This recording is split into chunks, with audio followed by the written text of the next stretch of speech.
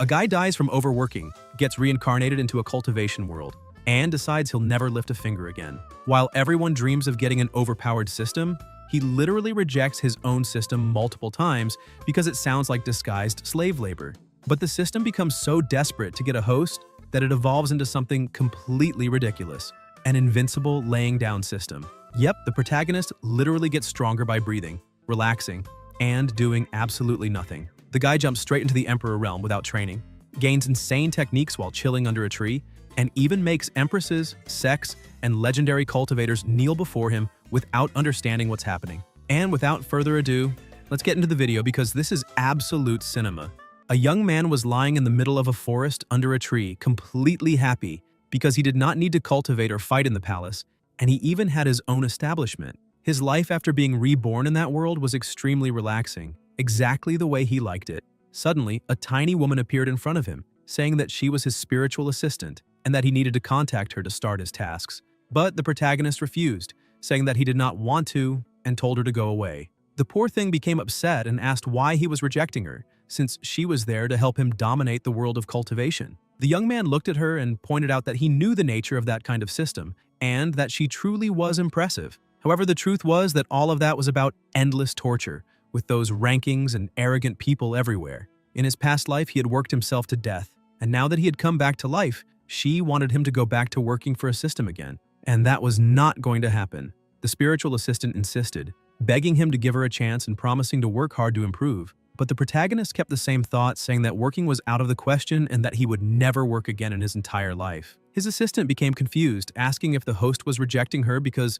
she was not working hard enough, and if that meant she needed to become stronger. After evolving her system, she went to him again, saying that the strongest cheat system had been updated, and the required task for beginners was to bang their head against a wall. Because of that, he needed to get ready and bind himself to her to begin. But once again, the protagonist refused, saying that he had a fear of pain and that she needed to find someone else. He thought that he could not even have peace while relieving himself, and that system was being extremely annoying. She tried again with another update, telling him to bind himself to her, enter the gate of the spiritual sword sect, and receive exclusive rewards. He refused again, asking how that was any different from clocking in at work. The spiritual assistant became upset, wondering why she was always being rejected, and the only conclusion was that she was not working hard enough. She decided to try one more time and ran over to him, but the protagonist interrupted her before she could say anything, saying that he did not even want to hear it. But his spiritual assistant said that this time, the system had been upgraded into the best invincible lying down system. He only needed to bind himself to her to receive countless rewards.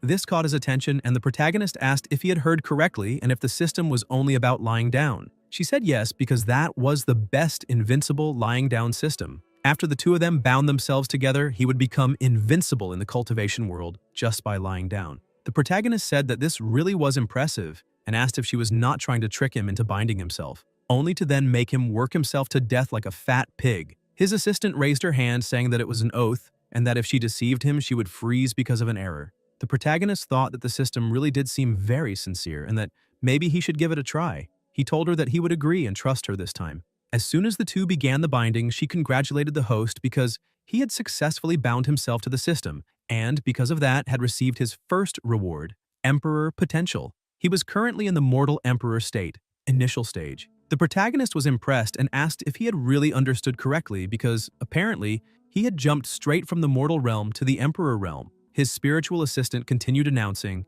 saying that it had been detected that the host was breathing, so he would immediately receive a realm advancement as a reward and a primordial Dao fruit. He went from the initial Emperor stage to the second Emperor stage. The protagonist continued to be surprised because just by breathing, he had already advanced an entire realm, and this really was an invincible lying down system. He began releasing an absurd amount of energy and shouted, saying that he was already at the second Emperor stage, so he no longer needed to hold himself back. That amount of energy was so overwhelming that kilometers away, inside a city, it caught everyone's attention. One of the young men felt that tremor and asked what was happening, and whether the spiritual sect was perhaps about to face a disaster. Another young man ordered them to immediately ring the bell to summon the 9 souls and gather all the elders in the main hall for an emergency meeting, since the power being displayed belonged to a new emperor who had just appeared, and the last time that happened was 500 years ago. Because of that, they needed to quickly investigate which sect or school this new emperor belonged to. In Xuanji Palace in the Great Shang Dynasty, They shouted that they had just glimpsed the secret of the heavens and needed to report to the Empress immediately. This new emperor's name was Wang Yang, and he was in the spiritual sword sect. Everyone, let's change the system's name to Tang Ping. Yang was sitting there saying that if things had been this good in his past life, it would have been much better because he had lived 26 years without even holding a girl's hand. His assistant appeared saying that she had detected that the host wanted to find a Dao companion so she could display the available targets at that moment. The protagonist was impressed, asking if the invincible system could help with that too.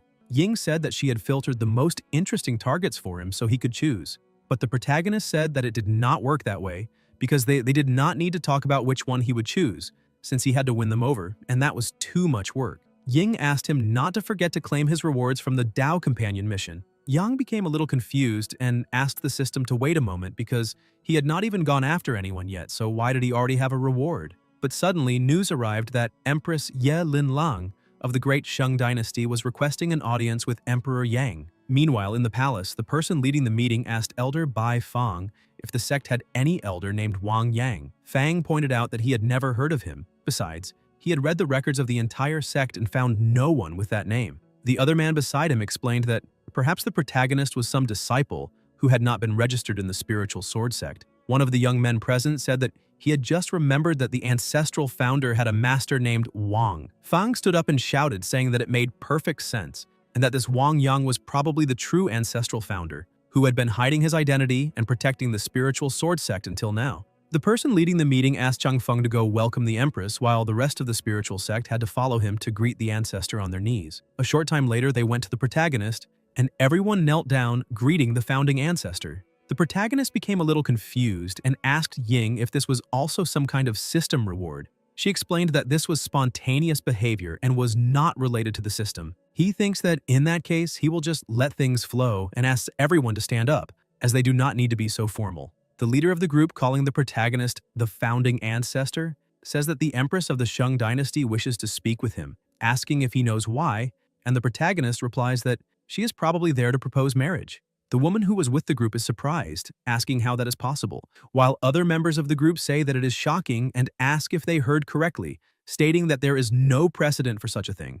Yang looked at all of them and said that the Empress was there, so he should go greet her. Meanwhile, somewhere else, the Empress was sitting in a chair, asking if it was possible that the new emperor did not want to meet her. Chang Feng said that the founder had been meditating behind the mountains, so she only needed to wait a moment, and he should arrive soon. The protagonist arrived, and the Empress noticed that his aura and clothing did not resemble those of a legendary emperor. This made her think that perhaps the prophecy of the royal council was wrong. The protagonist realized that he had completely forgotten to change before meeting the Empress. He asked Ying to give him an impressive set of equipment because he needed to improve his image. Ying said that she had just detected that the meeting task had been completed, and the reward he had received was a set of Imperial Dragon armor. Lin Lang was impressed by the new outfit and thought that the protagonist was indeed an emperor, and that his realm was far higher than hers.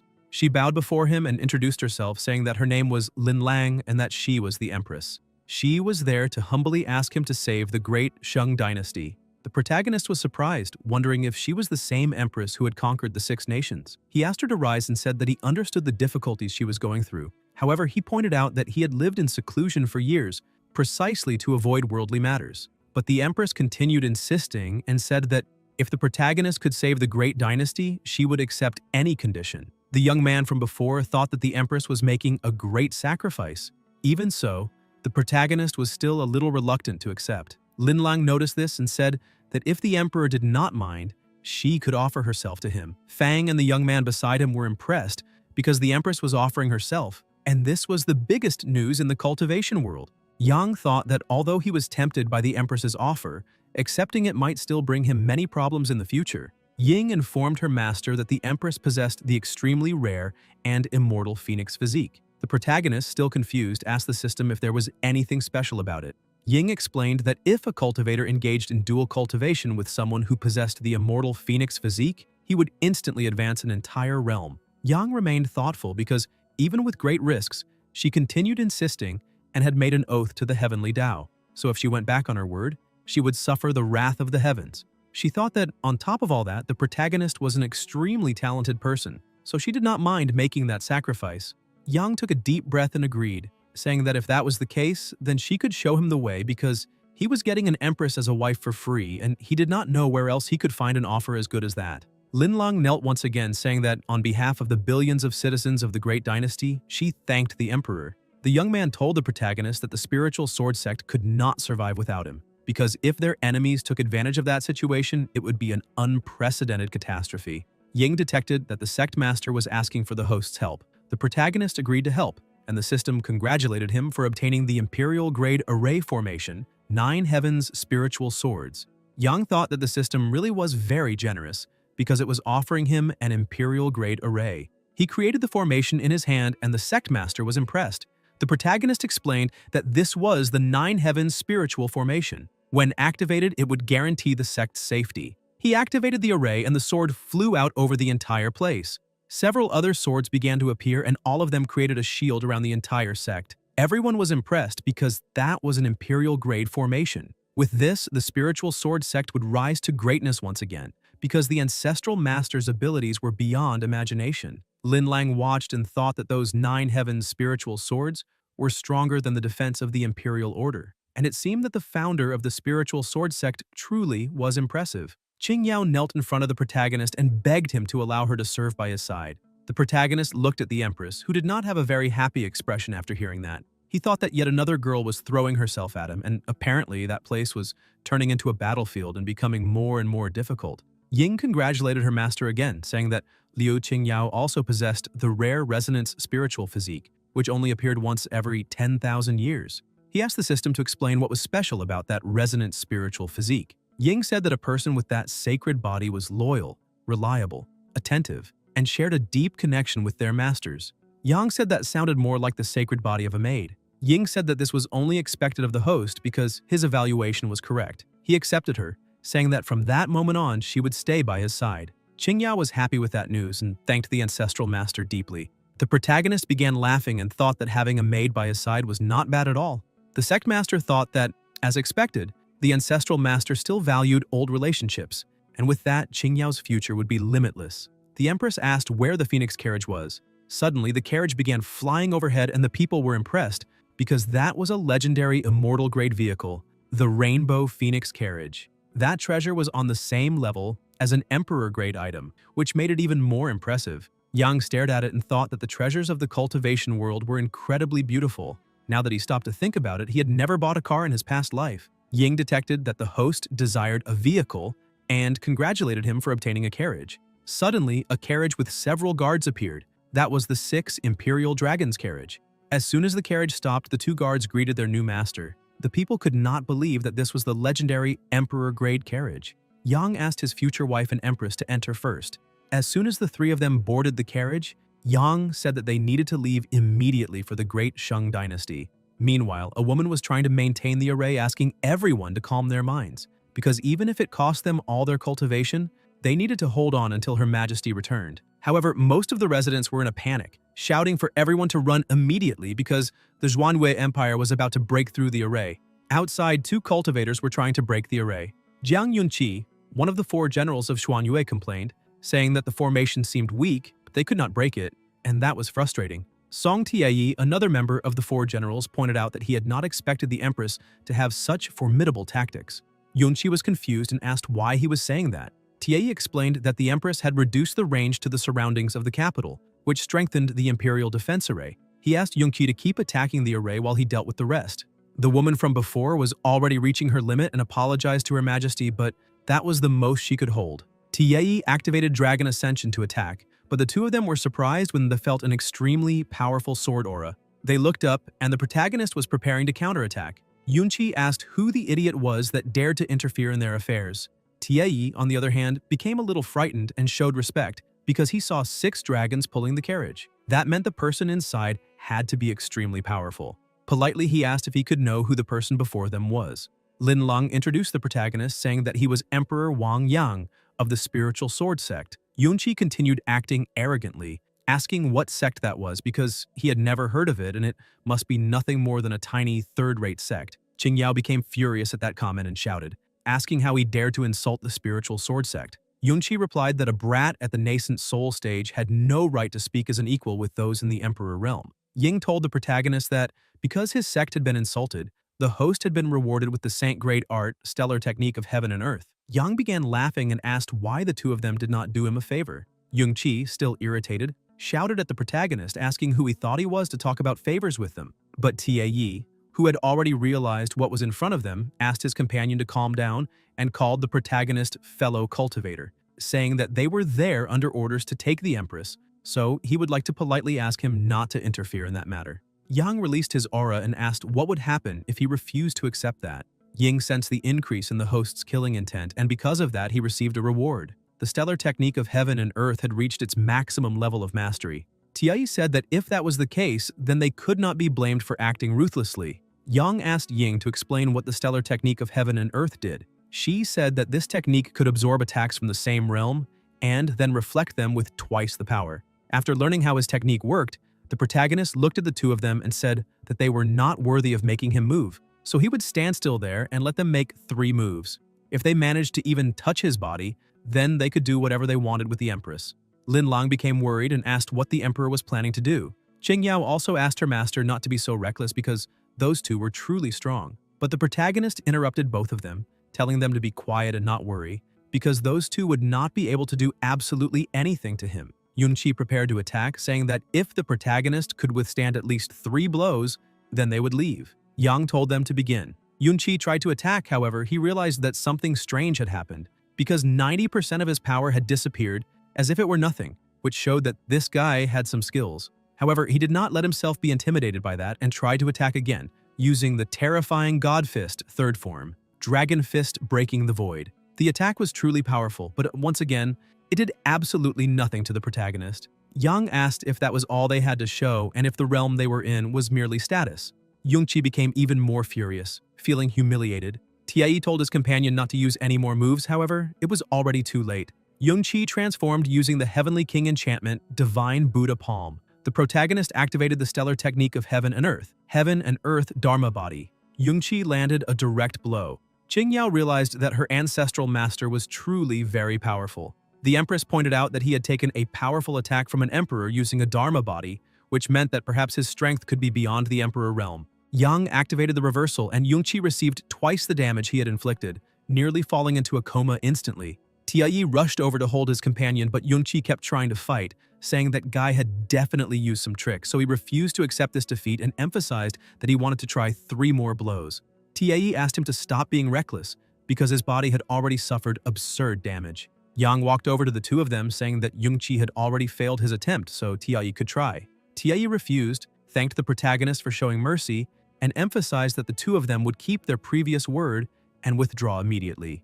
As soon as the two left, Qing Yao asked if her master was hurt, but he told her not to worry, explaining that he was fine and had not suffered any injuries. The Empress praised him, saying that the technique he had just used was phenomenal. Yang thanked her and explained that it was nothing to him. Lin Lang emphasized that the great dynasty was now indebted to the emperor's kindness, so she was very grateful. They would have a banquet later at the imperial palace, and she would like to have the honor of their presence.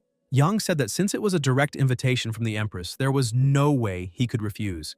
As soon as the two went inside the sect, everyone went to welcome the Empress. She explained that the protagonist was Emperor Wang Yang of the spiritual sword sect, and that he would soon be crowned as the great sovereign of the great Shang dynasty. They were shocked by this news, and after learning that the protagonist would become sovereign, everyone knelt and greeted His Majesty and the new king. But Yang, still lost, asked the system what exactly the position of sovereign was. Ying congratulated him for accepting the work of the people of the great dynasty, and because of that he had earned merit points. Yang became irritated with Ying and asked what merit points were and whether she had secretly added some kind of mission to the system without telling him, because if she did not tell him the truth immediately, he would find some way to unbind himself from her. Ying became frightened and said that there was nothing like that, but the protagonist remained angry with her and ordered her to immediately explain what merit points were, because in the normal cultivation world, no such thing existed. Ying asked him to calm down a little and let her explain everything clearly. The protagonist let her go,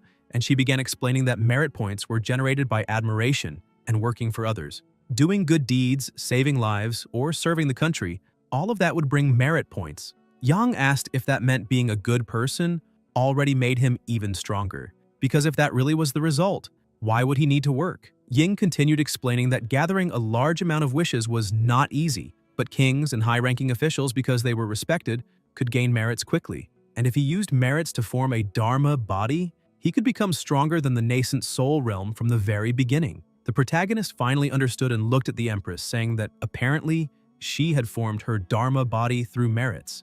Ying said no because the Empress was a rare dual cultivator. Linlang noticed that he was a little too serious and asked if he did not like the capital. The protagonist said that was not it, because he was only remembering the past. He thought that the value of that Empress kept increasing more and more. As they walked through the capital, all the residents kept wishing them long life and kneeling, because that mysterious expert had saved the capital and had an immortal aura. Qingyao kept looking at her new master and thought that he was very handsome, so she should stay by his side, even if it was only as a servant. Suddenly, a man knelt near the Empress and she became irritated. The man said that the Grand Counselor was being sent back to the Heavenly Secret Pavilion. Yang calmed Linlang, asking why they did not visit the Grand Counselor first. She apologized for losing her composure. The woman who had been maintaining the array earlier was the Grand Counselor. Several people were gathered around her bed, begging her not to leave them and emphasizing that she could not remain injured. The Empress opened the door, apologizing to her master, saying that she had arrived too late. The counselor looked at the Empress and asked how many more times she would have to ask her to call her Grand Counselor in public. The protagonist looked at her and thought that it was truly a pity for such a beautiful woman to die like that.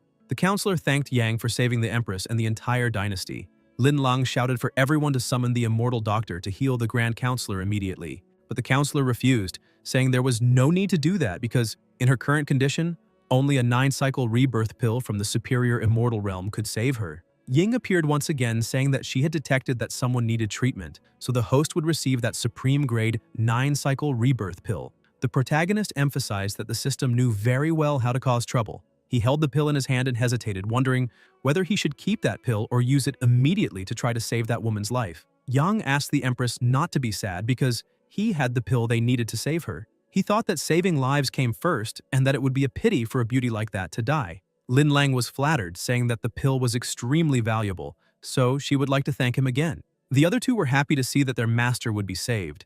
As soon as Lin Lang placed the pill in the Grand Counselor's mouth, she woke up, and an exponential energy began to grow inside her body. The protagonist was impressed because that pill truly had special effects, and it was no wonder it could only be found in the superior immortal realm. Lin Lang asked her master if she was all right because, apparently, she had advanced a realm. The counselor went over to the protagonist and thanked him, saying that thanks to the pill he had bestowed upon her, she had not only healed all her injuries, but had also advanced to the intermediate stage of the Immortal King realm. Yang asked her not to mention it because it was only a simple matter and there was no need to cause so much trouble. Suddenly, another person entered the room, telling the Empress that the banquet was ready. Lin Lang asked Yang to join them at the banquet. A short time later, already seated at the table, he was a little worried because he had not drunk alcohol since being reborn in that world, so he wanted to know how strong that drink could be. Ying said that she had just detected that the host would drink alcohol, so he needed to receive the Emperor-grade technique called the Wine Dragon Qi technique. This technique converted alcohol, medicinal potency, or poison into true qi, greatly increasing the body's reaction speed. The protagonist was happy because now he could drink and eat without worrying. The Empress stood up, saying that this first cup of wine came from herself and the Heavenly Secret Pavilion, thanking the Emperor for the pill that saved the Grand Counselor. She drank the wine and said that with this second cup of wine on behalf of all the citizens of the Great Dynasty, she would toast the Great Emperor, thanking him for saving the Great Dynasty. And with the third, she would toast the Emperor once more because from now on he would be the sovereign of the Great Shang Dynasty. The citizens present were shocked because sovereign meant exactly that. Even if it was sudden, it meant that the Great Dynasty would have 2 experts in the Emperor realm, so no one would dare look down on them again in the future. Lin Lang asked everyone to be silent because she had already spoken with the Grand Counselor to choose a specific day for her wedding with the protagonist. Qingyao interrupted the Empress, saying that this was a major event and could not be rushed like that. Lin Lang emphasized that she had made a heavenly oath not to marry anyone other than Emperor Yang. So what right did she, a mere junior, have to oppose that decision? Qingyao stood firm and shouted at the Empress, explaining that she was not opposing her marriage to her master. However, she wanted to emphasize that weddings required proper rituals and ceremonies. If the Great Shang Dynasty handled everything, it would make it seem as if the spiritual sword sect was neglecting the ancestral master. Meanwhile, the protagonist simply sat there, drinking his wine and thinking that watching 2 beauties argue was very entertaining. So that trip had been well worth it. Ying warned that she had detected that the protagonist was about to get married, so she was preparing a special wedding gift. Yang told the system to shut up, and emphasized that the wedding had not even been confirmed yet, so why was she in such a hurry? Suddenly, someone entered the hall saying that he had heard an expert had arrived in the great Shang dynasty, so the left prime minister of the Xuanyue dynasty, named Qi Wenyuan, was there to meet him. The empress stood up in fright, saying that she had not expected them to send Prime Minister Qi Wenyuan, because apparently the heavens wanted the great Shang dynasty to perish. The protagonist asked what the cultivation level was of the prime minister they were talking so much about. The counselor explained that the Xuanyue dynasty had existed for 1,000 years. Currently, they have 1 emperor, 2 ministers, and 4 generals, totaling 7 experts in the emperor realm. This Qi Wenyuan is one of the ministers, known as the left minister. Yang remained calm, saying that Guy was only at the emperor level, so why were they panicking so much? Linlang explained that this man was not frightening because of his strength, but because he was the #1 strategist of the Xuanyue dynasty, since he was a master of planning and never failed his missions. He could destroy nations,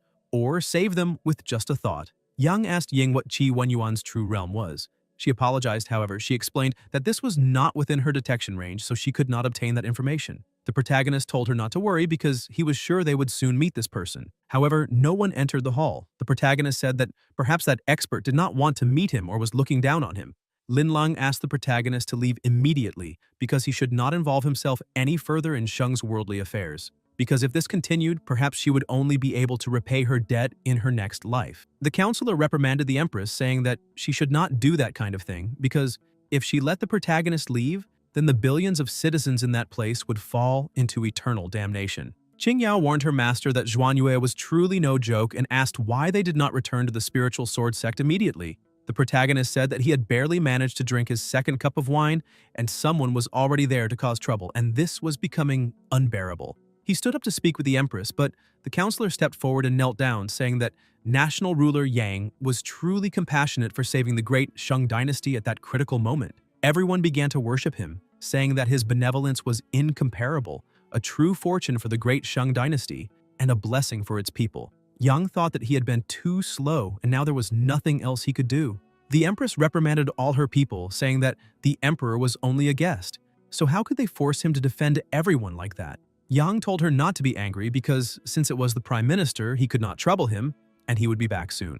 Lin Lang was happy, saying that there was no way to repay such great kindness, so they could only await the great emperor's triumphant return. Meanwhile, outside the array, Wenyuan was tired of waiting and prepared to attack, saying that it seemed this place preferred to suffer rather than cooperate. He was about to attack, but the protagonist approached, asking him to wait a moment. Wenyuan asked the protagonist if he was Emperor Wang Yang. The protagonist said that he was only a small cultivator unworthy of the left minister's attention. Wenyuan was impressed and thought that the protagonist had destroyed Yungqi's incredible martial arts body with one move, yet he seemed very humble, which showed that he was an extremely strong person. He looked at the protagonist and told him that he seemed very humble and very strong at the same time. Because of that, he would like to invite him to go to the Xuanyue dynasty, because if he agreed to join them, then the protagonist would have a status equal to Wenyuan's.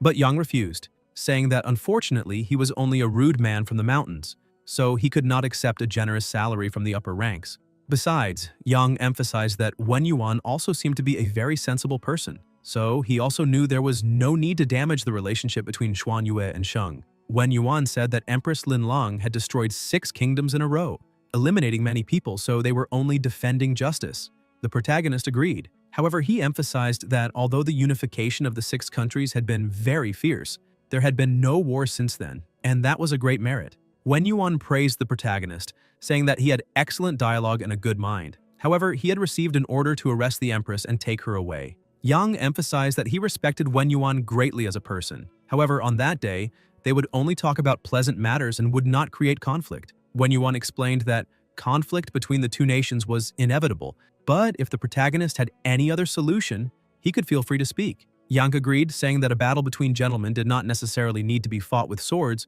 but also with words. Wenyuan pointed out that if the protagonist lost using words, he could not later say that it was unfair. However, the protagonist was already thinking that later he would use Chinese poetry to defeat his opponent. Wenyuan created a game, saying that they could make a bet, and if the protagonist happened to win, then he promised that he would no longer deal with the empress's matter. But Yang realized that his opponent was not acting with common sense, because he did not know how to play Go.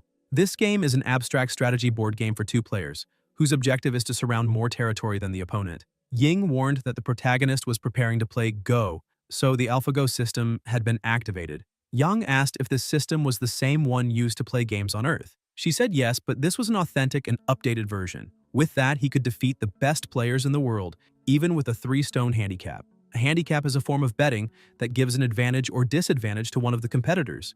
After hearing that, the protagonist felt a little more relieved, saying that now his skills could dominate the world. He accepted the challenge, saying that in this case, it was very difficult to back down, and asked Wen Yuan to make the first move. Wen Yuan asked if the protagonist was really going to give him the first move. Yang asked who had said he would only give him the first move and emphasized that he could make 2 moves ahead. Wen Yuan felt a little embarrassed and asked if the protagonist was trying to insult him, because his skills in that game were known throughout all the realms. Yang focused and emphasized that the words of a gentleman could not be taken back, so if his opponent won, he would accept any punishment.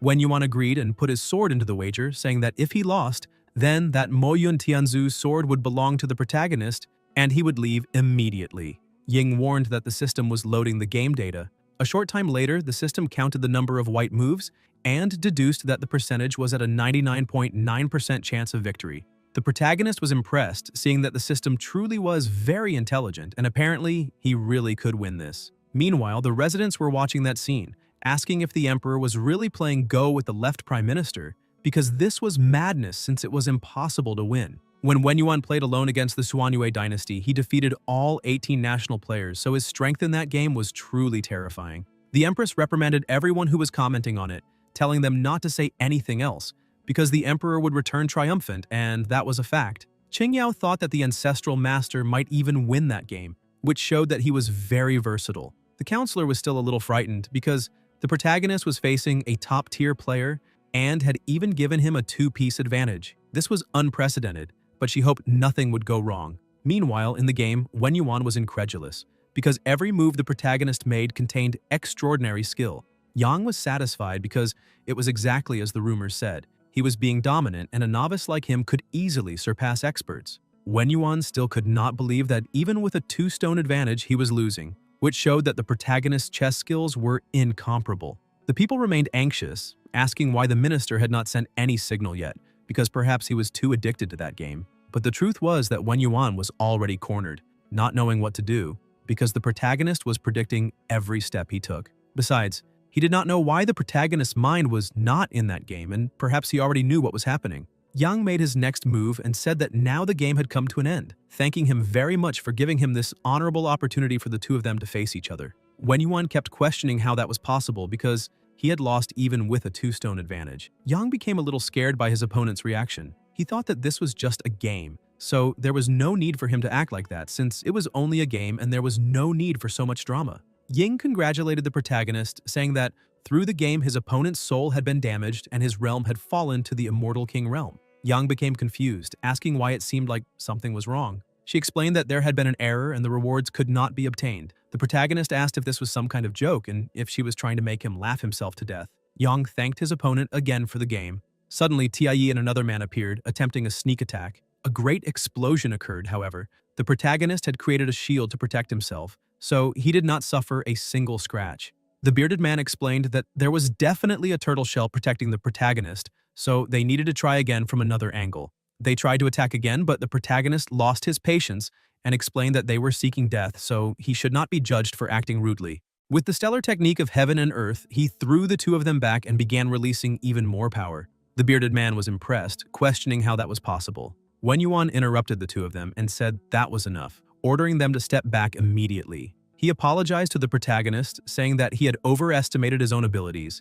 and thanked him for teaching him a lesson. Because of that, they would honor their promise and leave immediately. Yang thanked him for his understanding and said they would see each other next time, but there was no need to say goodbye. The bearded man became irritated and asked why the left minister had not joined them to eliminate that threat to his majesty. Wen Yuan emphasized that Yang was incomprehensible and that his abilities might have reached the realm of the Tao of strategy. The bearded man remained confused, asking what was so great about being incredible at a game like Go. Wen Yuan explained that this could be the realm of a sage of the heavenly Tao and asked what he thought that meant. The bearded man was surprised and said that was basically impossible, but Wen Yuan already knew what he was facing, so he needed to return immediately and persuade his majesty not to put a target on the Shang dynasty. If they angered that man, the consequences would be terrible and unimaginable. While the protagonist was returning to the capital, Ying was shouting that she was going to come out while trembling. The protagonist found that a little strange and thought that maybe she had a stomachache, but suddenly she created a crystal, saying that it was finally refined. Yang asked what that crystal was because it did not seem like much. Ying explained that the fragment belonged to the heavenly Tao, and that no matter how exceptional a cultivator's talent was, if he did not understand the fragment of the heavenly Tao, he could not become a Tao sage. The protagonist accepted the explanation and began trying to comprehend that fragment. The amount of energy was so great that a man several kilometers away sensed an extremely powerful aura. He wondered if that could be a fragment of the heavenly Tao. However, the struggle for the great Tao had not begun yet, so how could a fragment have appeared? This made him worried because if a fragment of the heavenly Tao was appearing in the world, then an era of turmoil was certainly about to fall upon them. Another girl began wondering who would claim that fragment because this had been a very long wait. Two other people were also commenting on it. One of them asked if the appearance of the fragment was a trap set by his companion. However, his companion explained that the fragment was the path to becoming a sage, so why would he give up something like that? Meanwhile, the protagonist had been taken somewhere else. He asked what kind of environment that was. The system explained that this was the heavenly Tao altar inside the sea of his consciousness. The fragment's place was at the center of the disc, and in that way, the protagonist would be able to activate its power. Yang threw the fragment onto the altar and it fit perfectly. An overwhelming wave of chi began to emanate from it. He began leveling up rapidly, reaching the path of strategy, 9th rank, hidden wisdom. The protagonist was impressed because not only had his realm evolved, but he had also gained a new level of the heavenly Tao. Ying explained that the 9th rank, hidden wisdom, granted 3 black stones and 3 white stones, and using each one guaranteed different opportunities. The protagonist remained confused, asking what those opportunities were and whether that was for internal or external players, so the system needed to be a little more specific. Ying continued the explanation, saying that it was not for internal or external players. Now that he was a game master, he could use those stones to help or hinder others. Yang said that the game master sounded impressive. Ying continued saying that a game master used the world as a board, all people became pieces, and everything within his reach. Yang interrupted her, telling her to get straight to the point and asking if he had any other power besides playing Go. She explained that currently he was immune to enemy suppression techniques from the same realm and could nullify Emperor realm suppression from supreme beings. Yang was not very happy about that because the protagonists in the works he had always read eliminated their opponents across all realms, so the ability was not very good. He returned to the city and the Empress ran over to him, saying that she had never thought his Go skills would be so magnificent, which showed that her husband was truly revealing. Yang explained that Wen Yuan's heart had been damaged because he lost the match, so his realm had fallen to Immortal King, and he would not cause trouble for the great Shang dynasty for a good while. Once again, all the people began applauding and wishing long life to the new lord. Lin Lang asked someone to bring more wine immediately, because she wanted to toast the sovereign's triumphant return. He picked up one of his pieces and tossed it upward. This caused the array to be strengthened. Ying congratulated him for strengthening the Imperial Protection Array and establishing a connection with it. The system's reward was a sacred-grade sword technique called Sword of the 9 Tribulations. The Grand Counselor noticed that something was happening and asked why it seemed like the Imperial Protection Array had changed. The protagonist finally understood how the White Stones worked. They could turn everyone into pieces, and that meant he could control others. He imagined his wife wearing some other clothes, asking him if those clothes were a little embarrassing. Yang asked the Grand Counselor to remain calm and explained that he had just upgraded the Imperial Protection Array. Unless an expert from the Supreme Realm arrived, that array would resist all external enemies. They thought that the Imperial Protection Array had indeed been strengthened, and that apparently the Emperor was incomprehensible, something no one could explain. Meanwhile, in the other dynasty, a man was drinking some wine and said that no one could have thought that even the calculating left minister would lose.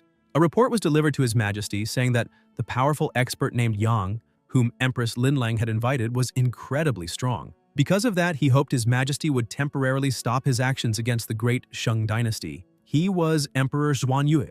He became furious and punched the table, shouting that that dynasty was very small and yet they could not even handle this. He ordered them to immediately summon the right minister and have her destroy the great Shang dynasty at once. However, the man remained worried, asking the emperor not to do that because this was now a crucial moment in the north, so he should not ruin a major plan because of a moment of anger. Xuanyue emphasized that nothing was more important than capturing the empress, and if they could not do it, he would personally lead the army to annihilate that Shang dynasty. Meanwhile, in Shang, everyone was cheering for the protagonist, saying that he was the wisest and most powerful lord because he had frightened away the enemy with a simple game, in addition to possessing divine and incomparable skills, expelling the forces of the Xuanyue dynasty with a single move. The counselor told the Empress and the protagonist that she had made some calculations, and that in 5 days it would be an auspicious day for the wedding, so she suggested starting the preparations. Lin Lang became a little embarrassed and asked the imperial counselor if she was not being too hasty with the preparations. Since this was an important event, they should first have the Lord's approval. Yang thought that one of them was embarrassed and the other was pale, which made him wonder if he really had any choice. He decided to speak and said that, for this wedding, he could return to the spiritual sword sect to make the preparations. Lin Lang said that he did not need to worry about the wedding preparations because the imperial counselor could take care of everything. Qingyao interfered again, telling the Empress and the imperial counselor that they could handle everything inside the Shang dynasty.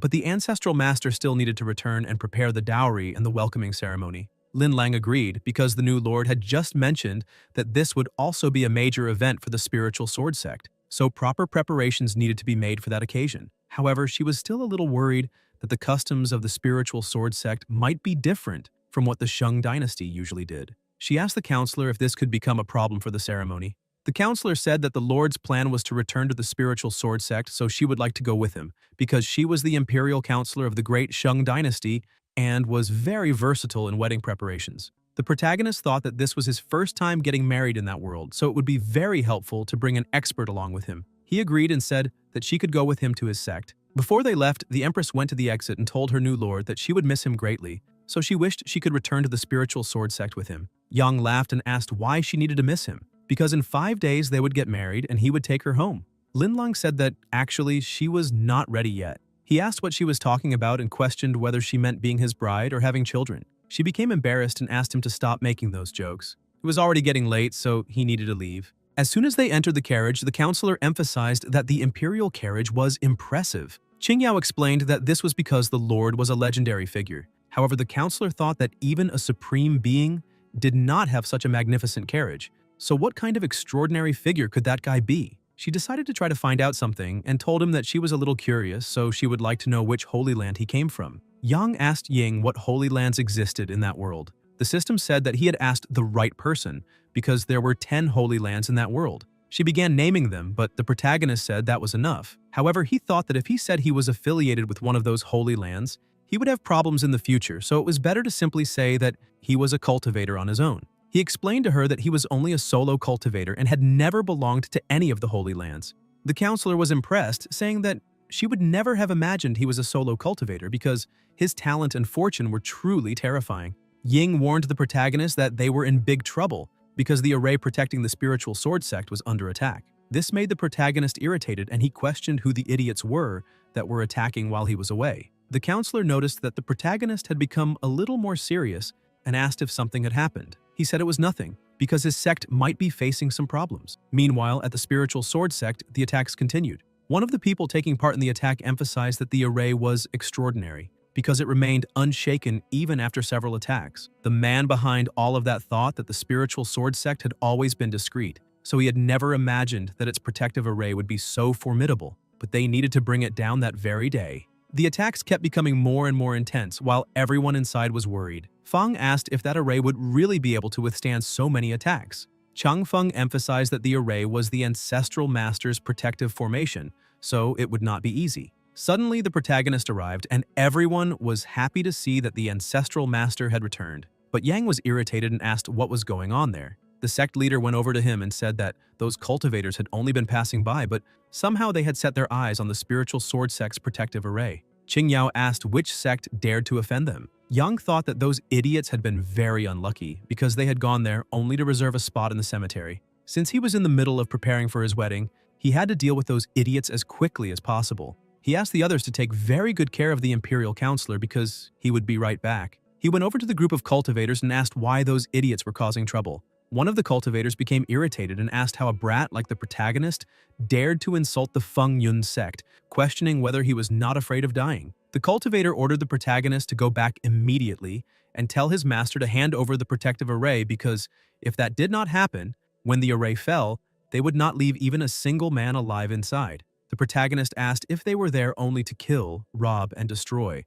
because apparently all the lackeys would entertain him. He thought that all the others there were just disposable, so perhaps they were there only to be eliminated. The leader told the protagonist that that small sect did not deserve that array, and if they could not take it, others would, so it was better for him to hand it over obediently. That way, they might even leave the protagonist's corpse intact. The protagonist asked the system to check the cultivation level of the two idiots on the other side. Ying said that one was an emperor at the second stage, the second was at the peak of the immortal king realm, and the other was a perfect immortal. Yang could not believe that those useless people still dared to act so shamelessly in front of him with such an insignificant level. But this was a great opportunity because he still had not used the Saint-grade sword technique, so he could test it immediately. He opened the system, found and learned the sword technique, immediately receiving the reward. The sword of the 9 tribulations of heaven and earth reached perfect mastery. He also found and learned the 9 heavenly profound swords technique, raising it to the maximum as well.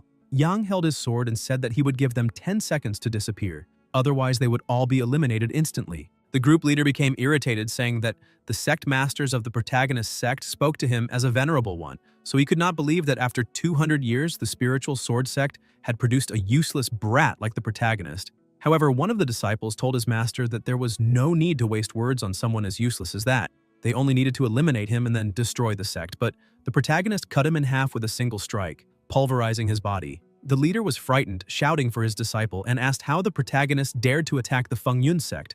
But Yang had already run out of patience and said that they had offended his sect, and that was an unforgivable act, which meant they had just met death. The leader, irritated, said that the protagonist had killed his disciple, so he, Lingji Zhenren, would eliminate the protagonist and completely eradicate the sect. Yang asked if he really had the ability to do that, because if that was the occasion, then he would also be sent to hell along with his disciple. One of the young men asked his senior brother not to act impulsively, because the protagonist was at least at the Great Emperor stage and they needed to act cautiously. Zhenren said that they needed to quickly set up the boundless formation of the 3 realms to eliminate that idiot and avenge his disciple. They began preparing for the attack, activating the boundless formation. The protagonist's realm dropped to the initial immortal king stage and Zhenren tried to attack, saying that he would be killed now, but Yang asked if they really thought they could suppress his cultivation with that trash formation, because they were nothing more than great fools. With ease, he broke the formation and returned to the 4th stage of the Great Emperor realm. Everyone was frightened, saying that the protagonist's cultivation had returned to normal, and now they did not know what to do. Shenren was surprised, thinking how that could be possible because, unless the protagonist was at the supreme stage, he should not be able to escape. He asked his companions not to panic because the boundless formation of the 3 realms increased their power. They could attack together since he did not believe that 3 great emperors could not bring down a simple brat. The 3 prepared to attack, but the protagonist only smiled, saying that they were too weak. He dodged all the attacks and said that he had given them a chance to run away, but apparently they preferred death, so now it was his turn to attack. They realized that things were going too far and the leader shouted for everyone to retreat immediately. But the protagonist managed to eliminate one of them with ease and appeared behind the other before he could even form a sentence, telling the young man not to worry because soon they would be together again. After he eliminated 2 of the 3, Zhenren tried to flee, thinking that the boy was too strong and that he needed to escape.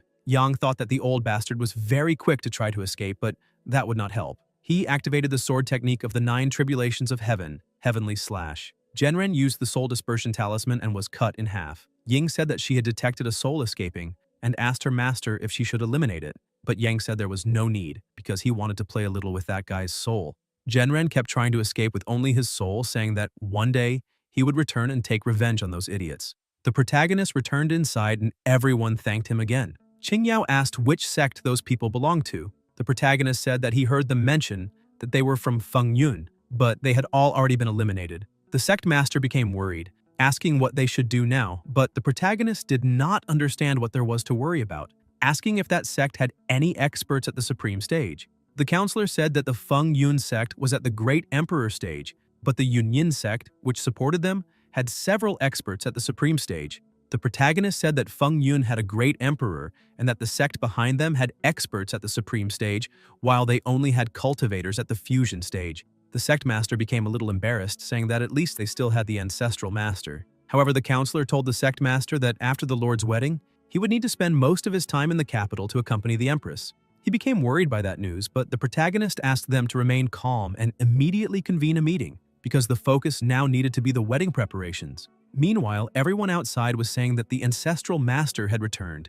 and that the great empress had come chasing after him, which made everyone extremely envious. But suddenly, the protagonist appeared in the middle of everyone, and the people were impressed, asking if he really was the ancestral master because he looked very young. Some people said that he looked very familiar until they realized that he was Wang Yang, who lived behind the mountains. But as soon as he touched the ground, a crushing aura took over the entire place, leaving everyone in shock. The protagonist announced that in 5 days he would marry the empress of the great Shang dynasty. Because of that, he hoped everyone there would work hard during those days and help the imperial counselor prepare the sect. Some people became worried, asking if the protagonist was trying to recruit them for manual labor because the monthly assessment was approaching, and that was very unfair. On the other hand, most of them told the ancestral master that they would do their utmost to organize a grand wedding for him and the empress.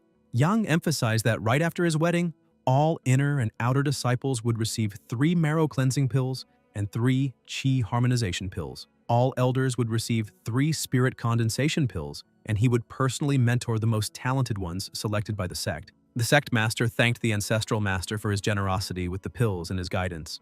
From that moment on, he would be the grand master of the spiritual sword sect. He asked all the members what they were waiting for, because they needed to hurry and thank the grand master. They bowed and thanked him for his kindness, and the sect master celebrated because now they could make the sect strong again. Yang asked Ying if she could provide all those rewards. She said yes, because there was no problem at all. Meanwhile, somewhere else, an elder said that he would rebuild Genren's body. However, his cultivation level might not return. Genren emphasized that the master of the spiritual sword sect had humiliated all of them and had even brutally eliminated the 5th and 7th brothers. Because of that, he promised that he would never rest until he achieved his revenge. But the old man made it clear that Genren had not been able to defeat the protagonist with the boundless formation of the 3 realms, so the cultivation level he had was probably above the supreme stage. But Genren became irritated, asking if they were really going to swallow that humiliation and remain silent. The elder emphasized that he could not allow that person to continue living, so he had to visit the Yu Yin sect and ask them to destroy that place. Genren thanked his master for avenging the 5th and 7th brothers.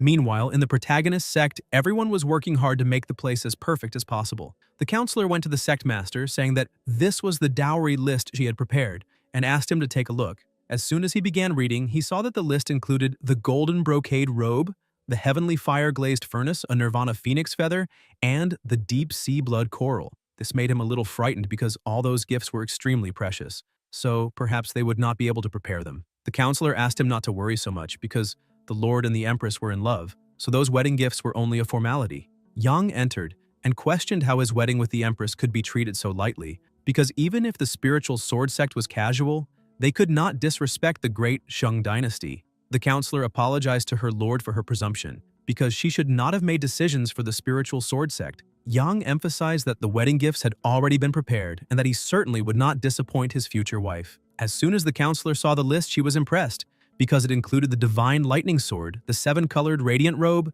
a mystic ice divine feather fan, the 9 heavens thunder pearl, a phoenix tear dawn jade, among other things. She emphasized that the Lord was being extremely generous with the Empress. The sect master was so impressed that he thought he had never even heard of half of those treasures, and wondered when the spiritual sword sect had become so wealthy. Ying asked her master how he was doing, asking if the wedding gifts she had prepared were acceptable. The protagonist said yes, and emphasized that he needed to thank her this time because she had been a great help. Ying was happy with the praise and emphasized that those wedding gifts were only the appetizer, and tomorrow would bring the main course, because he only needed to wait and see the system's grand gift. 3 days later, some people were worried, saying that the great Shang dynasty was very far away, so how could they get there? The counselor asked the protagonist why the wedding procession had not arrived yet. He asked her to just be patient because they had just arrived. Ying asked if that wedding procession was large enough and impressive enough. The protagonist said that it was an entire fleet of dragons and that she had done a great job.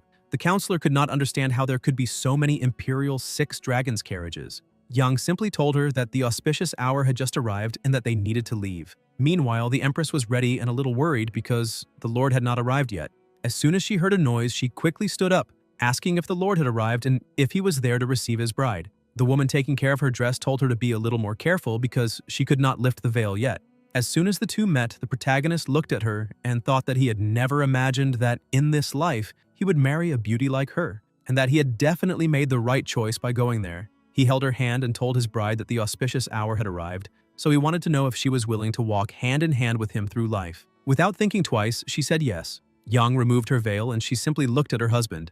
The protagonist, on the other hand, was even more impressed when he saw how beautiful his woman was. The ceremony continued as they walked, and everyone wished that the bond between His Majesty and Her Highness would remain eternal, and that His Majesty and Her Highness would share endless love. As soon as they arrived outside, she looked at the carriage above. The protagonist picked her up in his arms and said that now they only needed to enter the carriage, so she did not need to be so embarrassed, because it was not as if it were a bridal chamber. She became embarrassed, saying that her husband had just married her and was already teasing her. But before they could leave, something happened. Everyone was surprised, asking what that was. The Empress asked if it could be the Xuanyue dynasty. The protagonist, already out of patience, asked his wife not to worry because he would solve this soon and come back to enjoy himself with her. The left minister and the right minister were together, but the left minister took a deep breath, thinking that he could not go against the emperor's wishes. And now it was too late. There was no turning back. 3 of the 4 generals were trying to break the formation, however. It was more resistant than before. The protagonist went to them, and Wen Yuan tried to speak politely with the protagonist, but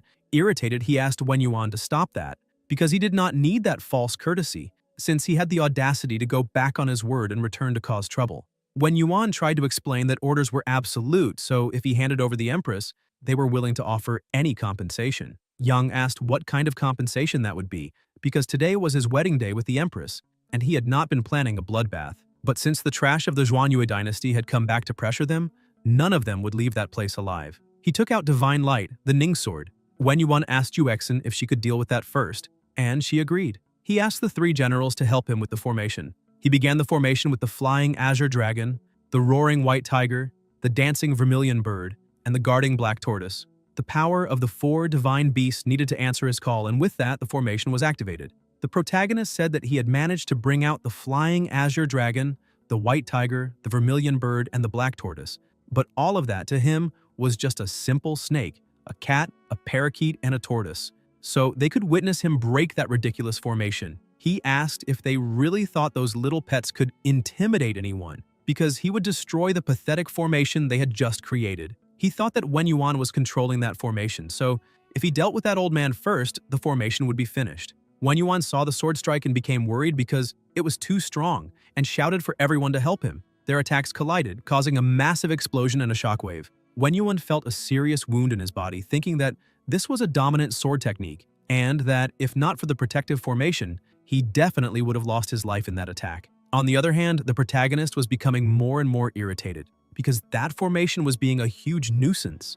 That heaven-devastating slash should have been enough to defeat that trash. Lin Lang began losing patience and asked the counselor to bring her Phoenix Feather Crimson Heaven sword because she would help her husband break that formation. The counselor told the Empress that she could not go because that 4-beast formation had been created by the Xuantian Holy Lands and was extremely mysterious. Without supreme cultivation, it could only be broken from within. The Empress remained restless, asking if they were just going to watch the Lord be bullied by those people from the Xuanyue dynasty. The counselor asked her to calm down a little because the Lord's cultivation and foundation were unfathomable, and he would find a way to break that formation. Yang was still analyzing it and realized that Wen Yuan's wounds had healed quickly, which meant that formation had some use, so perhaps he needed to go all out. He activated his Sword of the 9 Tribulations of Heaven technique, Reincarnation Tribulation. He attacked again, but the attack was not that effective. The left prime minister asked the protagonist not to be so arrogant and tried to attack him, but he also managed to defend easily, resulting in another draw between the two. He thought that apparently the only way to win was to find a way to break that formation, otherwise they would keep fighting there forever. Ying told him not to worry because she had already found a way to break that formation. They tried to attack again, but the protagonist dodged and asked the system to let him see the method she had prepared to break that formation. Ying said that the system had detected his strong desire to break that formation. So here was a special reward called the Eye of Heavenly Perception. She began delivering the reward. As soon as the protagonist opened his eyes, he thought he had imagined it would be Sun Wukong's fiery golden eyes, but it was the heavenly eye, like Yang Jian's power. But at least now he could see some weak points in that formation. After analyzing it for a few seconds, he finally managed to find them and attacked again with everything he had, dealing damage to all of them. Yungqi began losing his cultivation and asked what that trash had done to make his cultivation decrease. Suddenly, the protagonist appeared behind him and thanked him for thinking of him, even at the moment of his death. He eliminated Yunqi, and right after that, the other 2 generals with only 1 strike each. Wen Yuan, also wounded and with his cultivation dropping, asked if this was the protagonist's true power because it was terrifying. Yang prepared to deliver the final blow, saying that now only one remained, but Juexin stepped in front, blocking the attack and leaving the protagonist surprised. She emphasized that she would not allow him to kill the left minister. He was impressed by the right minister because apparently she had some skill, since she had managed to block his attack without much effort. He asked the system what her level really was. Ying said that he had just obtained the Heavenly Eye so he could use it to check anyone's cultivation. He tried using this new ability but ended up seeing something else and realized that it really was pink, because that contrast was a little too much. Ying became angry with him, saying that he had activated the wrong mode because that was the X-ray function of the Heavenly Eye. Juexin became embarrassed, calling the protagonist a pervert so he deserved death. He was surprised to see that she really could become embarrassed because he had thought she was just a doll. She tried to attack him, but the protagonist managed to defend and saw that she was in the 8th stage of the Great Emperor Realm, while he was only in the 4th stage of the Great Emperor Realm. The two continued fighting, but the protagonist resisted all her blows. He was impressed, thinking that her strength was truly formidable, so he needed to be careful. Wenyuan warned that Yang should give up, because the right minister had the power to destroy nations, so he could not defeat her. Yang ordered him to be quiet, asking, since when a loser like him had the right to address someone, and landed another attack, making him shut up. Juexin took advantage of that opening to try to attack, but the protagonist dodged all her attacks. While evading her strikes, he analyzed her movements and saw that her body was like a feather. Ying noticed that he was getting a little distracted and shouted for him to be careful of that woman's spear. He laughed and thanked her for the warning because he had been focused on something else and had ended up getting a little distracted. He said that fighting an empress at the 8th stage really was complicated, but that made the battle more and more interesting. Ying also became excited and told the host that she had a secret technique that could take him to the next realm, but he refused, saying that it would not be fun to cheat and win so easily, so he would keep playing with her for a little longer for now. He asked his opponent if she really liked crushing everyone in her path, but then he remembered something and asked the system if he had managed to accumulate a lot of merit points and whether he could use them now. Ying said that she had already detected that he wanted to convert his merit points. Ying issued the reward of the divine level cultivation manual called the Sacred Virtue Record. The protagonist was happy to see that those merit points would finally have some use. He asked the system to begin cultivating quickly, and Ying congratulated him for cultivating the divine level cultivation manual, Sacred Virtue Record. The merit Dharma body reached level 9, Emperor. The protagonist emphasized that, with his cultivation base at level 4 of the Great Emperor Realm, but with his level 9 Emperor merit Dharma body, his strength was now nothing less than supreme. Because of that, it was time to have a little fun with Juexin. She became confused and at the same time surprised, asking how the protagonist had become even stronger. Yang asked her to test it for herself and find out how he had improved. Irritated, she charged forward, saying that he had been asking for death for quite some time. But the protagonist blocked all of her attacks, saying that her light was too weak. So how could she compare it to the radiance of the sun and moon? He activated his 9 Heavenly Tribulations sword ability, Solar Eclipse Strike. With a simple movement, he managed to send her weapon flying far away and quickly moved over there to pick it up. Ying was impressed to see that the spear was actually divine level, but it was damaged, so it could only release immortal level power. The treasure levels are mortal, rare, spiritual, immortal, emperor, divine, and supreme heavenly Tao treasure. Juexin began shouting at the protagonist, telling him to return her spear, but he explained that good children should not play with dangerous toys, so he would keep that spear for her. Juexin became even angrier and started acting like a child, ordering him to return her weapon immediately. This made the protagonist wonder if her mind was being controlled because she had suddenly started acting like a complete child out of nowhere. However, he decided to leave that for another time because first he needed to subdue her, since he had something more important to do. With a quick strike, he managed to defeat her. Ying was surprised to see that the protagonist truly had no mercy for beauties. Yang asked what the system was talking about because that girl was at level 8 of the Great Emperor Realm, so they could not keep playing around with sarcasm, and he asked for help figuring out how to tie her up. Ying congratulated him for defeating the ancient spiritual puppet. Because of that, he obtained the immortal binding rope and a divine level cultivation manual. The protagonist realized that the immortal binding rope was very useful, however. He did not know why that cultivation manual was so mysterious. Ying explained that, as a true system, she always provided him with the best, so it would definitely be useful in the future. The manual was for repairing inflatable dolls. The protagonist asked if that manual could pass YouTube's censorship level. Ying changed the title, saying that it was only a small detail. Now the book was called The Heavenly Pivot Spiritual Puppet Technique. Yang felt a little more at ease with the rules because now the name sounded far too academic. The protagonist prepared to take his new prisoner away, but Wenyuan asked him to wait, saying that Lady Juexin was a pillar of the Xuanyue dynasty so he sincerely asked him not to take her away because he was willing to die in her place. However, the protagonist began to look down on him, asking why he would make that exchange, since Wen Yuan only had one pathetic life, but she could be useful. He asked him to go back and deliver a message to Emperor Zhuanyue, and asked him to thank him for that wonderful wedding gift on his great day. And if he dared provoke him again, then the Zhuanyue dynasty would be wiped off the map as if it had never existed, along with everyone inside it. Yang released even more of his power, ordering him to go back and tell that bastard emperor that he would personally destroy that dynasty soon. Wen Yuan only lowered his head, saying that he would deliver the message. The protagonist returned, and his new wife asked him if he had been injured during the battle because she had been very worried. The counselor asked the empress not to worry since the protagonist had just humiliated the enemy forces and was perfectly fine. Yang threw Juexin onto the ground like a sack of potatoes. Qingyao asked her master who that was. He explained that she was the Grand Chancellor of the Zhuanyue dynasty, but now she was only a prisoner. Juexin kept insulting the protagonist, ordering him to release her immediately, but he put something in her mouth to make her stop talking. He warned the empress that he had suppressed that girl's cultivation to level 5 of the Immortal King realm, so they needed to find a place to lock her up, and he would deal with her later. Yang picked up Linlong, saying that they needed to leave quickly because they might end up being late for the ceremony. Completely enchanted, she gave herself to him, saying that they would do as he wished. While they were leaving, everyone was present to wish them a wonderful life. Meanwhile, in the protagonist sect, some people were congratulating the master because they had never imagined that the Lingjin sect had a cultivator at the Great Emperor level. But the sect master said that it was not that impressive because the Taigu Pavilion also had a Great Emperor protecting its foundation. Fang was impressed because the pavilion, which normally always ignored them, had sent someone to the banquet.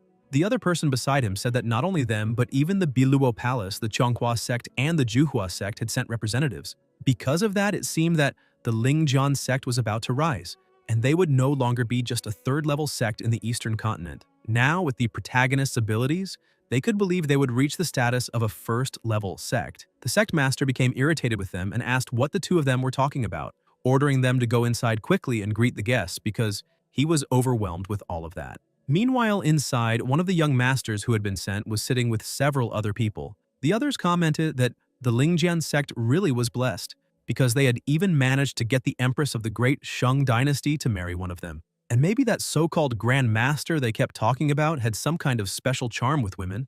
The young master began looking down on the protagonist, saying that he bet the sect's Grand Master was just a pretty boy living off a rich woman. That so-called empress was probably an ugly witch. The people around him began laughing, but Zixuan was furious to see that useless man dare insult his entire sect. But before he could do anything, Changfeng stepped in front of him and asked him to wait, because that was an expert at the Great Emperor level from the Golden Palace, and no matter what happened, he could not provoke him. Suddenly, it was announced that the bride and groom had arrived, and the protagonist walked in with his new wife. As soon as the people looked at the empress, they were impressed by such beauty, saying that the Lingjin sect had been insanely lucky to obtain a woman like that. Qingyao also began getting angry, thinking that the Grand Master and the Empress were a perfect match, so those pigs should not dare question it. As soon as Linlong came a little closer, the people realized that she was, in fact, the Empress of the Great Shang dynasty. The young master of the Golden Palace went in front of the two of them, saying that he had never thought the Great Empress of Shang would be so beautiful, so he suggested that she abandon that handsome man and marry him. Linlang simply said that this was the day of her wedding with the protagonist and she did not want trouble, so if he knew what was best for him, he should simply leave. But the young master moved a little closer, saying that he loved roses with thorns just like her, and that if she accepted becoming his, he would help exterminate the Xuanyu dynasty, since his influence came from none other than the powerful Golden Palace. Because of that, she should accept young master Situ. He was a renowned noble in the Confucian world of the Eastern continent. His father had become a supreme cultivator long ago, and even had influence in the sacred land of Wenyuan. Yang touched his shoulder and emphasized that it did not matter whether his support came from the Golden Palace or the Bronze Palace. Today he would die there, and there was nothing any of those idiotic palaces could do. Situ continued acting arrogantly, saying that an insignificant sect like that dared to disrespect him, and it seemed they did not know the meaning of death. And if he was truly confident, then why did they not fight outside and whoever won would become her groom? The people around them became excited, because it had been a long time since they had casually seen something so thrilling, and this was becoming more and more interesting. The protagonist said that Idiot was merely a great emperor at level 3, so he could choose how he would humiliate that imbecile. He emphasized that if Situ was really so eager to die, then he would grant his wish. The two went outside, Situ took out his flute, saying that the people of Lingjin probably knew nothing about the inheritance of a true powerhouse. That moonlit jade flute in his hands was a divine-level artifact.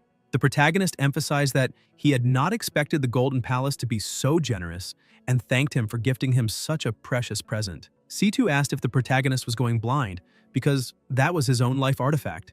Yang became more and more excited because if that was that idiot's life artifact, then as soon as he died, it meant that artifact would belong to him. Situ began playing the ancestral melody of the 5 miracles, Dragon Roar over the Sea.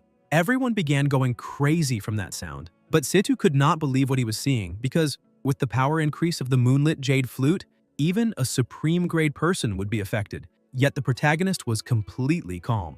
Yang asked him what tone he was playing and if he really wanted to be sent to the afterlife with that ridiculous music. He attacked with the 9 Heavenly Tribulations sword, Meteoric Slash.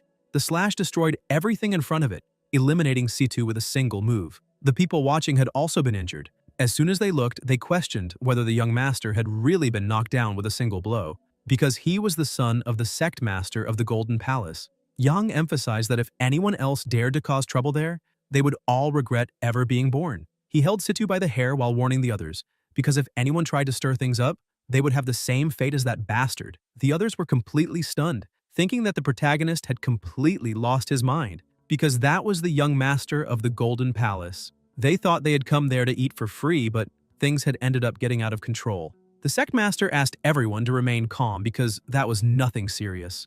The wedding would continue so they could keep drinking and eating. But the truth was that he was a little worried because, out of everyone Situ could have messed with, he had provoked the Grand Ancestral Master. After that mess, Lingjian would certainly have a feud with the Golden Palace. They returned to the hall to begin the ceremony. The protagonist looked at his bride and thought that he had never imagined that after transmigrating he would end up marrying a beautiful wife like her. Because of that, he promised himself that he would never disappoint his new empress in this life. Qingyao said that the first bow was to heaven and earth. Before she could announce the second bow, she realized that neither the protagonist's parents nor the empress's parents were there, because things were not supposed to happen that way. She decided to simply continue, saying that the second and third bows were for the couple, and now they would go to the bridal chamber. The sect master, along with Changfeng and Fang, began laughing, and Qingyao became embarrassed, asking what was so funny and why they were not doing things properly. Yang took Lin Lang's hand, saying that now they could go to the bridal chamber. They went to the room, and the protagonist sat beside her, but Lin Lang became a little embarrassed, telling her husband that she already knew what to do on the wedding night because the Grand Counselor had already given her the instructions. Yang thought that woman had even thought of that, and apparently, she really was the pillar of the Shang dynasty. Lin Lang threw herself onto the bed and asked what Yang was waiting for. He tore her clothes, saying that he could no longer hold himself back. Ying thought that things were getting far too intense. He closed the curtains, and the system became angry, saying that he should not block her view because the good part was starting now. The protagonist threw something at her, saying that wedding matters were not for children and that she needed to leave immediately. Ying kept complaining, asking what the protagonist meant by saying it was not for children, because she was only checking whether the mission was complete. During the night, Changfeng was trying to peek. He found the sect master and asked what he was doing there. The sect master told him to be quiet and explained that a great emperor consummating his marriage was an event that happened once every 10,000 years. If they could obtain some information from it, it could help them surpass their own cultivation. Changfeng was happy to hear that and said the master truly was a visionary person. But Qingyao appeared with her little tool for petting the curious, asking if this was really where the two of them had said they were going to cultivate, because it looked like they were only trying to peek at someone's wedding night. They tried to make up an excuse, saying that it was not exactly what she was thinking, so they needed to talk to resolve the situation. But Qingyao threw the two of them far away, telling them to leave immediately. She looked at the bridal chamber and thought that if only she were the woman lying on that bed, it would be better. Meanwhile, inside, the Empress was telling her beloved that she felt her cultivation was about to explode. Since she had the rare phoenix body, a great spiritual phoenix energy took over the entire place, and Qingyao was shocked, asking if that was the power of the great Empress's wedding night. Suddenly, she felt something else and questioned what that was now. A dragon appeared beside the phoenix because that was Yang's power on the wedding night.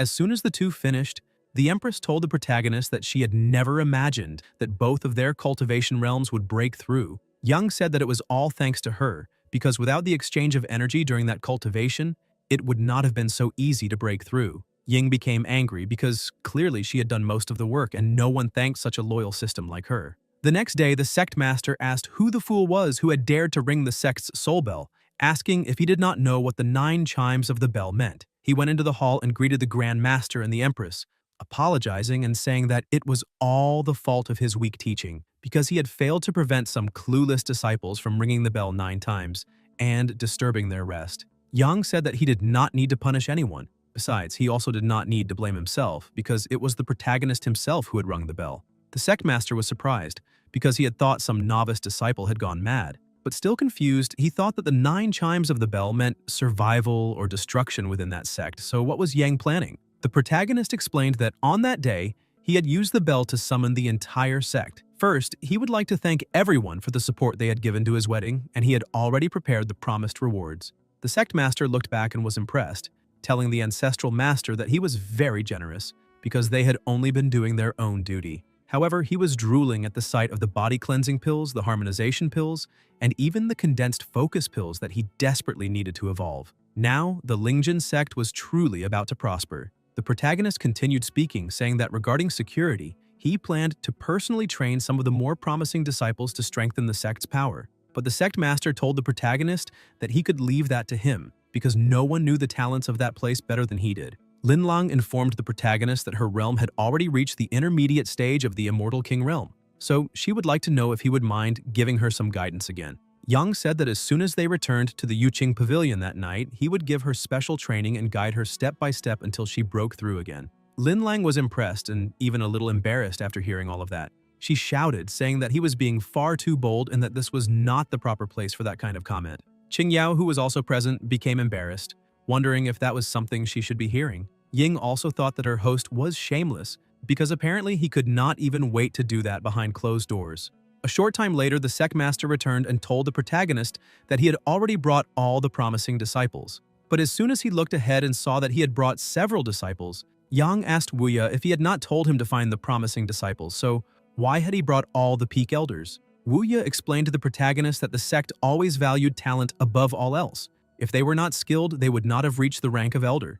The protagonist used his ability to see their talent levels, which were mortal, transcendent, spiritual genius, immortal essence, sacred body, and innate Tao body. As soon as he analyzed everyone's levels and talents, he thought that Wuya really had not been lying, because for the sect to have someone like Qingyao with a sacred body was practically a miracle. He said that he had few strong cards to use, and the gap between cultivation realms was far too large, so forming a solid team would be difficult. Lin Lang asked him not to be discouraged, because when she returned, she would issue an imperial decree to recruit talented disciples for Lingjin's training. This made the protagonist excited, saying that the great Shang dynasty had many citizens, and there was a high chance that there would be a chosen one, or someone destined for cultivation. Ying appeared, saying that the host had shown a desire to find a chosen one, and the task reward was a gift package of cultivation techniques. He looked at all the books and asked the system what exactly that was. She apologized, saying that it was only a system error, but that she had already fixed everything. He said that the origin of return technique could replace the sect's foundation method,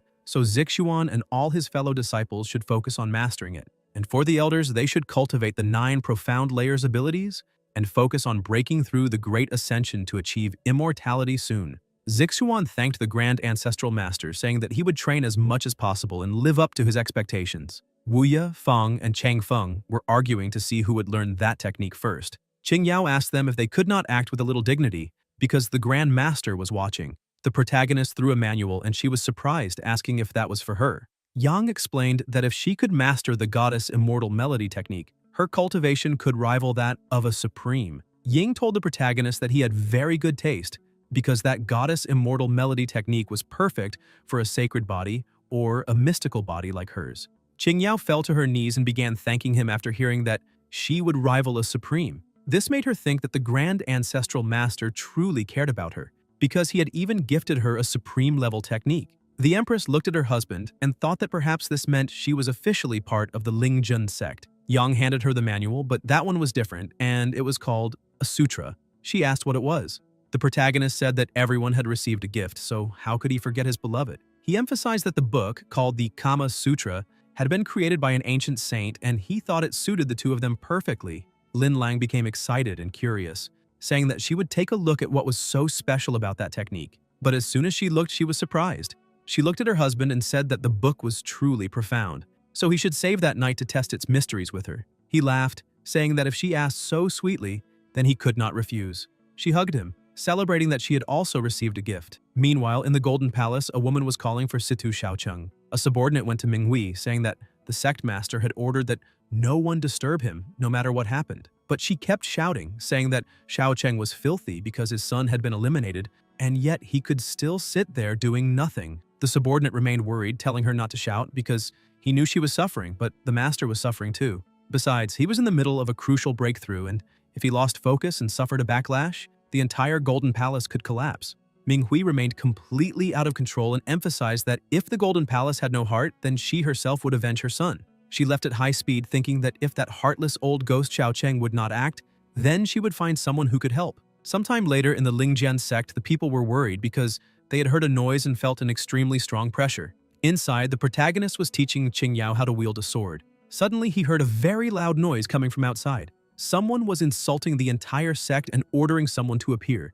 The protagonist was surprised and asked whether the sect's protective array was under attack again. The Empress warned her husband that the visitor seemed extremely hostile, so she was worried. Yang asked her not to be afraid because he would go see which idiot had come to challenge them this time. Qingyao asked who was blind enough to cause trouble for the Lingjian sect.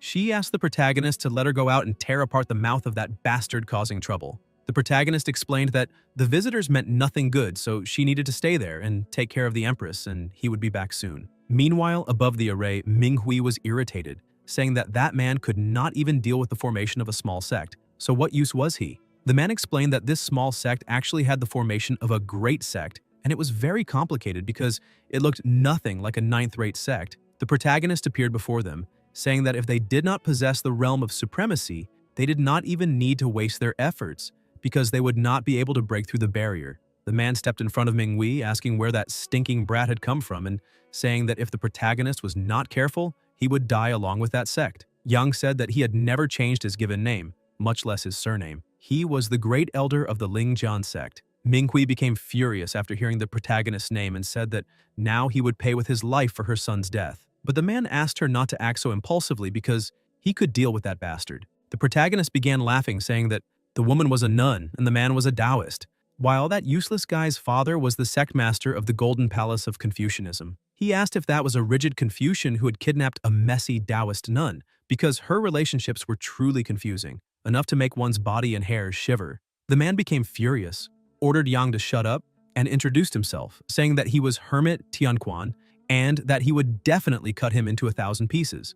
But the protagonist kept mocking him. Tianquan became furious and tried to attack him, but the protagonist defended himself with ease. Tianquan asked how that was possible because the protagonist had silently absorbed his sword moves, and perhaps that brat had already reached the realm of supremacy. Yang emphasized that he could understand that woman's feelings, but suggested that they end that matter immediately. Tianquan, worried, tried to convince Minghui to withdraw, but she told him to shut up and said that he had no heart because it was her son who had died there. Minghui gathered her courage again and said that today he would not only eliminate all of Lingjian, but also cripple that bitch Lin Lang and marry her to her son in a ghost wedding. This made the protagonist furious, and the system noticed that his killing intent had returned again. Yang took out his sword, saying that he used to think that cutting the grass by the roots in novels was unnecessary, but today was an exception. Tianquan was frightened and asked what exactly he wanted to do. Yang said that he would send the two of them to accompany Situ so the family would be reunited again. Ying said that she had detected the host's desire to help people reunite, immediately issuing a saint-grade cultivation technique called the Divine Transformation Art of the Three Souls. She said that there was a reward and asked if he was not going to check it, but Yang ignored the system, saying that he would eliminate those idle fools, starting with the nun. Tianquan tried to defend, but the attack was so strong that even using all his defense, he still suffered severe damage. Minghui became furious, saying that apparently he had made no progress all these years since he could not defeat a mere brat. Tianquan explained to her that to defeat that person, they would have to use combined swordsmanship. The two prepared to attack and charge towards the protagonist, but he thought that it was simply shameful because they even had a combined sword move like a pair of adulterous lovers. Ying asked the protagonist why he did not use the new cultivation technique to deal with them. Yang asked if the divine transformation art of the three souls was not just a chi technique that manifested the three pure ones. Ying explained that it was basically that, but since they were using combined swordsmanship, he could also use a 3 against 2. The protagonist began laughing, leaving the two of them surprised. Suddenly, two more Yangs appeared. Tianquan became worried, asking what kind of evil cultivation technique that was. Minghui told him that it had to be just an illusion because only one was the real body, so there was nothing to fear. But the three protagonists began attacking simultaneously. Tianquan blocked one attack, but thought that the power of that sword move was extremely profound, so the protagonist really had to be in the realm of supremacy. Minghui could not even defend against the first attack. Tianquan realized that she was injured and tried to go help her. He managed to hold her before she began to fall. He realized that he had no chance of winning that battle and told the protagonist that he truly was a magnanimous person, so he would like to offer his life to spare Minghui's. But she refused, asking him to be quiet because even if she became a ghost, she would never let that bastard go. But Yang apologized to the two of them, saying that unfortunately he was in a bad mood, so all of them needed to die. Tianquan, with no way out, said that now that he had heard that, even if it cost him his life, he would drag the protagonist down to hell with him. Ying asked Yang to be careful, but the protagonist sensed something, and apparently that little dog was planning to self-destruct. Tianquan threw himself onto Yang's body and told Minghui to run. She thought that she should have known better than to look for that useless man to support her. A great explosion occurred. Tianquan's soul tried to escape, saying that it would be better for him to go ask Xiaocheng for help. Minghui thought that, at the very least, that heartless man was in the realm of supremacy. But suddenly she received an attack to the head and questioned what kind of secret art that was. A powerful energy surrounded her, and the protagonist emphasized that he had already said that neither of them would escape today. He activated the Flying Willow Absolute Field. They entered what seemed like another dimension. She said that if she were eliminated by him, then the Buddhist sect would not let him escape, so he only needed to wait to go to hell. But Yang attacked her, saying that in any case he had already offended the scholars, the Confucians, and the Taoists, so there was no harm in adding one more sect. Ying praised him, saying that the protagonist truly was incredible, because he had challenged the three religions of Buddhism all by himself. Yang asked if all of that had also been part of her plan. The system said no, because how could that system plot against an elderly person like the protagonist? Besides, that system had always helped him efficiently. Yang held her affectionately and said that was very good, as long as it was true. Yang asked her to stop and go back because his wife and the others must be worried. Back inside his sect, the Empress ran over to him, asking if he was all right, because that scene just now had been terrifying. Qingyao thought that the Great Elder was truly incredible, because he had managed to defeat those invading enemies again without much difficulty. Yang said that the problem just now had been solved without much effort because it was nothing serious. Wuya asked who exactly those invaders were. Yang explained that it was Situ's mother who had caused trouble yesterday. She had brought a little dog named Tianquan, but he had not been very lucky. Wuya was surprised, asking if that really was Tianquan from the Flowing Water Reflecting the Moon sect and what they should do now. The protagonist asked what kind of sect that was. Wuya explained that the sect had 4 elegant cultivators with similar ideals. Its reputation was very well known in the Confucian world of the Eastern continent. But the protagonist said that from the description, it sounded like nothing more than an association of old people and was not threatening at all. Wuya was surprised again, thinking that the Great Elder's abilities were truly unfathomable. So he could assume that the remaining members of that sect would not dare cause trouble for the Lingjin sect. Yang asked them not to worry too much and to focus only on cultivating the secret manuals and mental arts he had provided to everyone. Wuya said that all of them needed to cultivate hard, but the Lingjin sect was not an important sect, and to begin with, its spiritual energy was pitifully scarce.